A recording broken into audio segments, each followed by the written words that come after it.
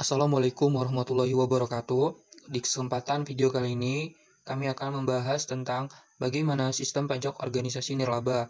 Di dalam kelompok ini beranggotakan Kuswandi, selanjutnya Nadia Putri Marcella, LRD Filbert Sihombing, Andi Saputra, Vijay Grunanta, dan terakhir Rani Dea Savitri. Oke, langsung aja kita masuk ke hak dan kewajiban pajak bagi lembaga nirlaba. Kewajiban pajak bagi lembaga nirlaba yaitu kewajiban mendaftarkan diri.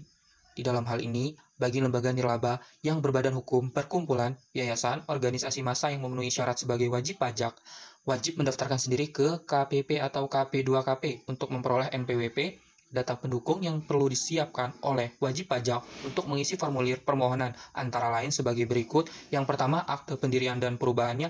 Yang kedua, fotokopi KTP penanggung jawab dan pengurus lembaga serta surat keterangan domisili. Jangka waktu penertiban kartu NPWP dan surat keterangan terdaftar paling lama pada hari kerja berikutnya setelah permohonan pendaftaran beserta persyaratannya diterima lengkap. Oke, selanjutnya kewajiban pembayaran, pemotongan atau pemungutan dan pelaporan pajak. Wajib pajak badan dalam melaksanakan kewajiban perpajakannya harus sesuai dengan sistem self-assessment, yaitu wajib pajak melakukan sendiri penghitungan, pembayaran, dan pelaporan pajak terutang.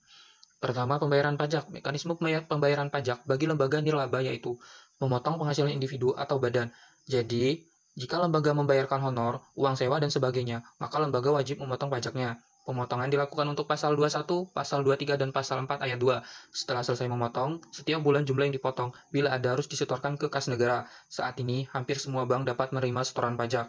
Yang kedua, pelaporan pajak. Setelah NPWP diperoleh, pemotongan sudah dilakukan, dan penyetoran ke kas negara juga dipenuhi, maka kewajiban perpajakan berikutnya yaitu pelaporan sudah harus dipenuhi. Pelaporan dilakukan secara periodik, yaitu setiap bulan berdasarkan jenis pajaknya.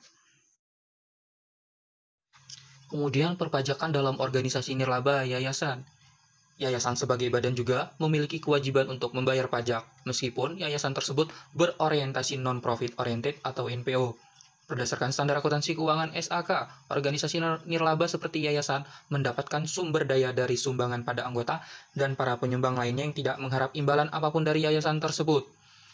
Objek pajak penghasilan meliputi yang diterima atau diperoleh dari usaha pekerjaan, kegiatan atau jasa, bunga deposito, bunga obligasi, diskonto SBI, dan bunga lainnya, sewa dan imbalan lain sehubungan dengan penggunaan harta, terakhir keuntungan dari pengalihan harta termasuk keuntungan pengalihan harta yang semula berasal dari bantuan, sumbangan, atau hibah. Yang kedua, bukan objek pajak penghasilan, meliputi bantuan, sumbangan, atau zakat yang diterima oleh basis, badan amil zakat infak dan sedekah, dividen atau bagian laba yang diterima atau diperoleh yayasan atau organisasi yang sejenis dari penyertaan modal pada usaha, didirikan dan bertempat di Indonesia, bantuan atau sumbangan dari pemerintah. Pada umumnya, perlakuan pajak kepada yayasan, baik dalam pelaporan maupun sistem pemungutan pajak, sama dengan organisasi komersial.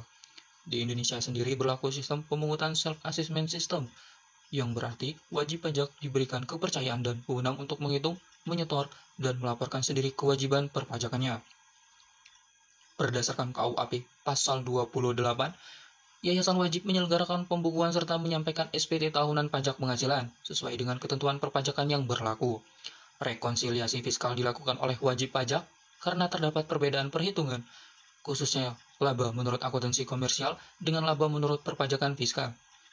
Laporan keuangan disusun berdasarkan prinsip yang berlaku umum, yaitu standar akuntansi keuangan SAK, sedangkan untuk kepentingan fiskal, laporan keuangan disusun berdasarkan peraturan perpajakan, Undang-Undang Pajak Penghasilan atau UU PPH.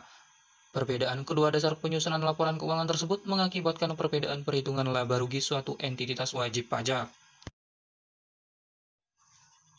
Kemudian, berdasarkan Peraturan Menteri Keuangan Nomor 80 KMK 03/2009 tentang sisa lebih yang diterima atau diperoleh badan atau lembaga nirlaba yang bergerak dalam bidang pendidikan atau bidang penelitian dan pengembangan dikecualikan dari objek pajak penghasilan selama dalam jangka waktu 4 tahun. Sisa lebih tersebut digunakan kembali untuk pengadaan sarana dan prasarana kegiatan pendidikan atau penelitian dan pengembangan.